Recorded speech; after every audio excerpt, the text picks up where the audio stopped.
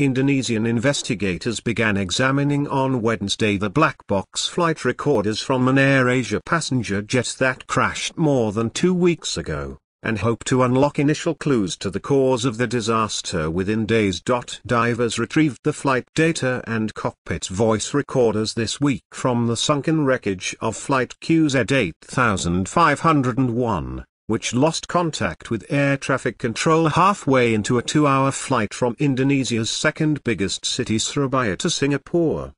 All 162 people on board were killed. The recorders were lifted from the bottom of the Java Sea and sent to the capital, Jakarta, for analysis.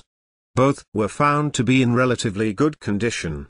In 1 week, I think we will be getting a reading, Marjono Siswasuwarno, head investigator for the National Transportation Safety Committee, told Reuters. The so-called black boxes, which are actually orange, contain a wealth of data that will be crucial for investigators piecing together the sequence of events that led to the Airbus A320-200 plunging into the sea. The flight data recorder took only 15 minutes to download, but investigators will now need to analyze up to 25 hours of data and several thousand flight parameters covering things such as flying speed, altitude, fuel consumption, air pressure changes and inputs to the aircraft's controls.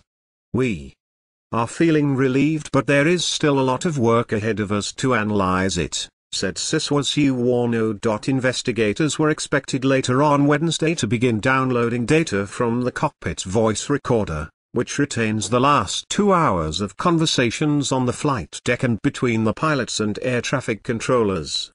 As is standard procedure, the NTSC will file a preliminary report, which will be made public, to the International Civil Aviation Organization within 30 days.